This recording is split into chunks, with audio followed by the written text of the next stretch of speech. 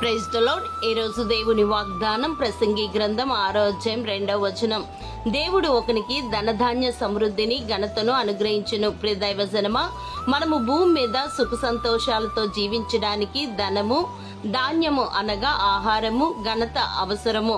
గనుక మనకి ధనధాన్య సమృద్ధిని ఘనతను దేవుడు అనుగ్రహించును. కాబట్టి దేవాది దేవుడు ధనధాన్య సమృద్ధి ఇచ్చి దాని యందు భాగం అనుభవించుటకును, అన్నపానములు పుచ్చుకున్నటకును, మన కష్టార్జితమందు సంతోషించుటకును వీలు కలుగజేసిన ఎడ్ల మనకు ఆ స్థితి దేవుని ఆశీర్వాదం వలన కలిగినదనుకొని మనకు ధనధాన్య సమృద్ధి ఘనతను అనుగ్రహించిన దేవుని కనపరచవలెను.